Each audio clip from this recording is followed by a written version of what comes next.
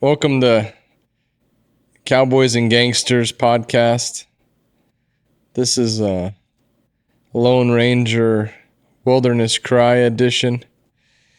I'm back down in Arizona. I live just south of Phoenix, Arizona. Been up in Oregon in the Rogue Valley working with Pastor Chris Gerlach and setting up this podcast. And my family's been in Arizona for 3 weeks, and I've been up there trying to get these things done and get traction on these endeavors that we're trying to get moving forward. But I was up in Oregon over my anniversary. On Saturday was my anniversary, and I was away from my family and my wife, and 16 years we've been together. And we love each other, and our marriage is blessed for sure. But it's still not awesome when you're away from each other on special occasions and times like that. But what is special when you're away from each other on special occasions is the heart does something, right? There's something that happens in the heart, and you grow a little bit fonder, and you miss each other a little bit more than you would have had I ran home and been able to be here on Saturday for my anniversary. And it would have been a sweet time for sure. But I got back here Monday, and a couple days after the anniversary, and being able to talk to my kids and my wife and be around my property and the things that God's done in and through and for my family and the who they are for me and to me and who we are together and how sweet it was. How sweet it was to come together as a family, to drive down from Phoenix down to our place and spend that time together. And you lose the sense of familiarity. I've been on the road with my family for 4 months this year. The last 4 months we've been going through Montana, Wyoming, up into Idaho, and back around into Montana again, and back into Oregon, and spent 4 months, and we went back into Montana again. We were in Kalispell. We spent our first part of our 4 months in Trout Creek, Montana, a place that we've come to love, and Kalispell was great. And we got to go up in the Glacier National Park, and I've been with my family a lot over the last 4 months, and that's, I say that as a good thing, but also we've been together a lot. But to even be away from each other for those 3 weeks, life doesn't stop, right? My kids keep growing. Horses keep having their own thing and issues and education, and the wheels of life continue. And so you miss out. You miss out, and it's not a bad thing to miss out on certain things because that's part of life. But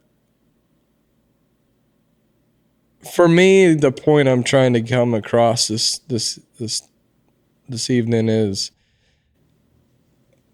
if you're becoming too comfortable with the times that you have with your family, remember, they're not promised to you. Tomorrow's not promised. Take some stock of the reality of the brevity of your life. And if you have sons, daughters, if you have a wife or a husband, if you have family, if you have a mom or a dad, man, do whatever you need to do to get the sweetness back. And maybe that's that you need to spend some time away, or maybe that's you need to take some inventory of your emotions. Sometimes we forget about really checking ourselves and see, where am I? Am I supportive? Am I excited? Or have I just become complacent with these relationships? I know people who've lost loved ones in the past, and there's not any amount of money that they wouldn't give for a moment with that loved one. You know, It's like the guy who offers you $10 million. $10 million. And you said, I'd take it. I'd take $10 million. That'd be awesome. The only catch is that you don't get to wake up in the morning. I give you $10 million today. You get to have the $10 million, but you don't get to wake up in the morning. How many of us would take the $10 million and then not be able to be alive tomorrow?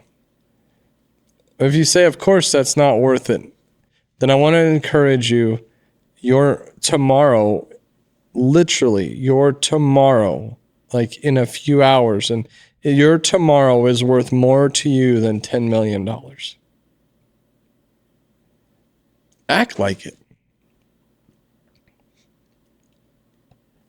Act like it's a gift. Act like it's precious. Teach us to number our days, Lord. Remind us that we're on borrowed time and it's just a vapor, even if it's 100 years. It's just a vapor of time. Take stock. Take stock of where you're at. And I just have been around too many marriages and too many families and too many relationships that didn't evaluate and reevaluate and didn't invest and make it sweet and press into the precious. And now they don't have those relationships. They broke up. There's fractures. And it just hurts my heart. It hurts their hearts. It hurts children's. It hurts communities. It hurts families. It's a brutal thing when we find ourselves in broken conditions. And I think a lot of these things that can happen to all of us, can be resisted with intentionality.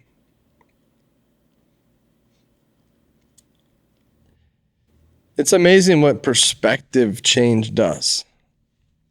If you knew that this was the last time you were having dinner with your family, if you knew this was the last time and you're like, oh, you're going to do the doomsday, trip us up with, oh, this could be the last time. I don't think it's tripping people up or doomsdaying them to bring reality to our lives.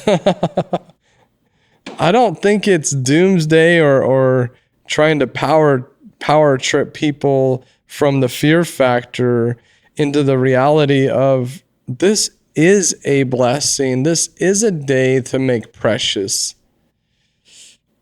If you can, if you would,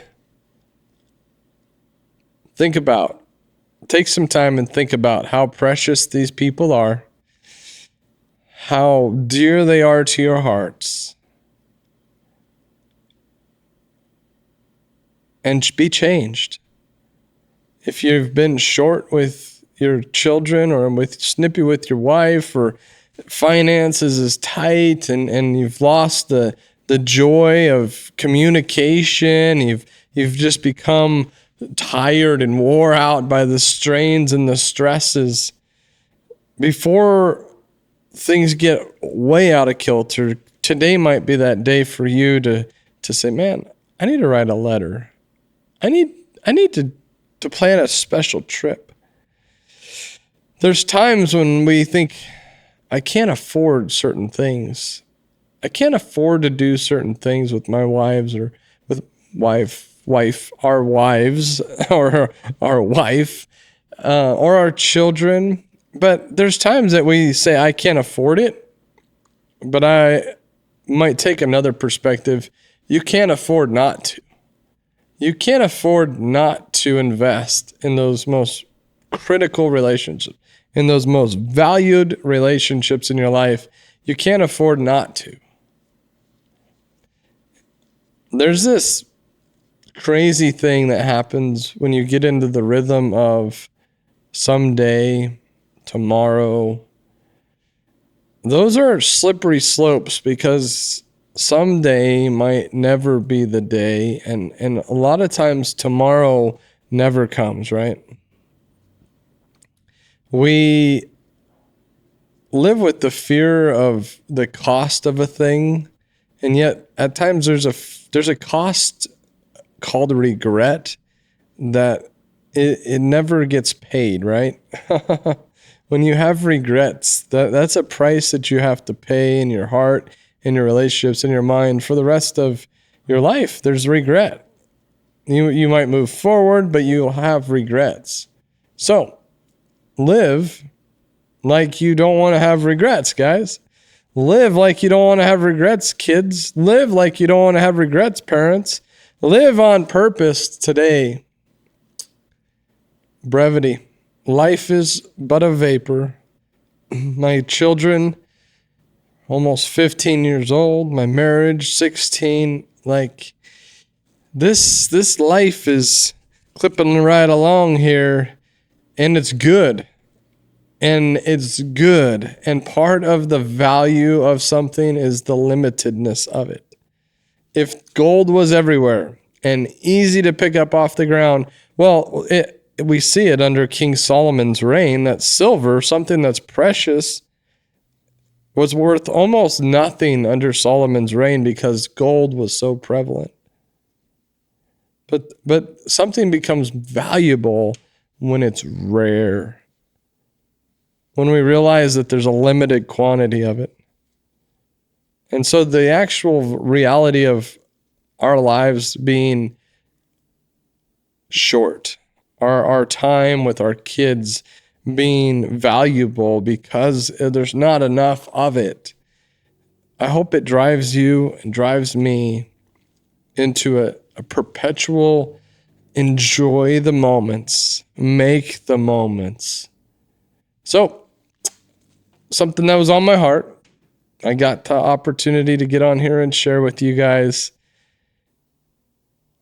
the value of those incredible relationships we've been given. The fact that I missed a special time was hard, but it did do something in a fresh way, even beyond what my anniversary would have been, to make this season even more special with my whole family. Knowing that these relationships that I so covet, that I so desire, that I so enjoy, that they need to be fostered. They need to be blessed. They need to be invested in. They need to be encouraged. And I have the privilege of doing that. So guys, I want to encourage you. Gals, I want to encourage you. Let's make the best marriages that we can possibly make. Let's love the best of our ability.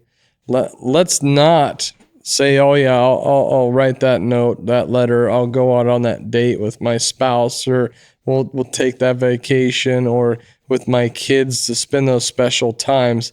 Let's not just keep putting that off perpetually. My real dad passed away recently, and I'll wrap up with this.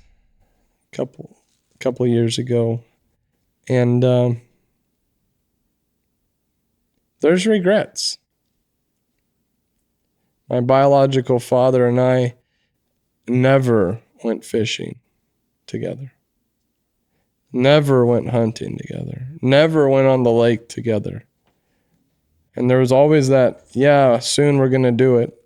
But then at the end of the time that we had, we found that there wasn't time. There wasn't time. And don't waste time. The Bible says, redeem the time. Redeem the time, knowing that the days are evil and the days are also short. Just live in such a way that you can redeem it. Think about that, redeeming something. You know, you redeem a refund, or redeem a credit. You go and get that which is yours, and you go and get a hold of it. You go and grab it and take what can be redeemed back to you. And you guys, me, we can redeem the time. Go get it. Go get it. Go get it right now. Go right now. Right now. I'm going to go I'm going to go right now. So you guys have a wonderful evening. I'm going to go right now and encourage my wife and my kids and enjoy the time with some friends. We're going to play some cards and spend the evening just enjoying, because you never know when you're going to get another time to do that, but also you just don't want to miss the one time that you do have right now. God bless you guys. Cowboys and gangsters. We'll talk to you soon. Have a good night.